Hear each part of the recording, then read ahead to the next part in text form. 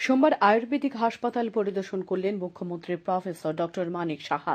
পরিদর্শনকালে মুখ্যমন্ত্রীর সাথে ছিলেন স্বাস্থ্য সচিব কিরণ গিত্তে, স্বাস্থ্য অধিকর্তা সহ অন্যান্য আধিকারিকগণ। মুখ্যমন্ত্রী গোটা আয়ুর্বেদিক হাসপাতালটি ঘুরে দেখেন, কথা বলেন চিকিৎসক, স্বাস্থ্যকর্মী এবং চিকিৎসাধীন রোগীদের সাথেও। হাসপাতালের বিভিন্ন সমস্যা সম্পর্কে অবগত হন তিনি।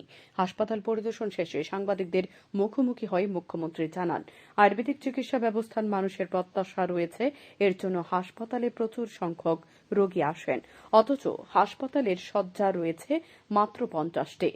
শয্যা সংখ্যা বাড়ানো যায় কিনা সে ব্যাপারে চিন্তা ভাবনা চলছে বলে জানান মুখ্যমন্ত্রী। তিনি আরও জানান, আপাততভাবে আয়ুর্বেদিক হাসপাতালে আয়ুর্বেদিক মেডিকেল কলেজ চালুর চিন্তা ভাবনা শুরু করেছে রাজ্য সরকার। সংশ্লিষ্ট বিষয়ে দিল্লিকে চিঠি দিয়ে জানানো হয়েছে। মুখ্যমন্ত্রী আরও জানান, রাজ্যের হোমিওপ্যাথিক মেডিকেল কলেজের করার চিন্তা ভাবনা চলছে। রেন্টার্স কলোনির কাছে স্টেট হোমিওপ্যাথিক হাসপাতাল সংলগ্ন স্থানে একই সাথে আয়ুর্বেদিক মেডিকেল কলেজ এবং হোমিওপ্যাথিক মেডিকেল কলেজ গড়ে তোলা হবে।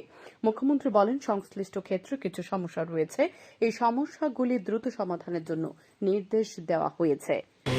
হসপিটাল তো বহু পুরনো, পাশের যে বিল্ডিং এ প্রথমে আমি ঢুকলাম, স্টেট আয়ুর্বেদিক হসপিটাল সম্পর্কে মানুষের অনেক বেশি এক্সপেকটেশন আছে এবং প্রচুর পরিমাণে পেশেন্ট আসছে এখানে। যারা দেখলাম এখানে ওপিডি পেশেন্টও প্রচুর, আইপিডি এখানে 50টা বেডের ব্যবস্থা আছে, কিন্তু তার থেকেও বেশি পেশেন্ট আসছে। এইগুলো দেখার জন্য এসছি এখানে। অনেক জায়গায় পুরনো বিল্ডিং, আমার মনে হয় সেটা খুবই ভঙ্গুর অবস্থা। সেটা আমরা নেক্সট টাইম কী করা যায় সেই বিষয়ে আমরা চিন্তা ভাবনা করবো। আর এখানেও আমরা একটা প্ল্যানিং আছে যে এটা আয়ুর্বেদিক ইনিশিয়ালি এটাকে আয়ুর্বেদিক মেডিকেল কলেজ করা যায় কি না, তো সেই বিষয়ে চিঠিও দেওয়া হয়েছে। সেক্রেটারি মহোদয় চিঠি দিয়েছেন। তো প্রথমে আমরা স্টার্ট করব এখানে আয়ুর্বেদিক মেডিকেল কলেজ, তারপরে যেটা রেন্টার্স কলোনি হোমিওপ্যাথিক হসপিটাল আছে স্টেট হসপিটাল, সেটার পাশে জায়গা বলছে আছে। তো দুটো মিলে একসাথে আমরা হোমিওপ্যাথিক মেডিকেল কলেজ এবং আয়ুর্বেদিক মেডিকেল কলেজ সেই চিন্তা ভাবনা আমাদের আছে।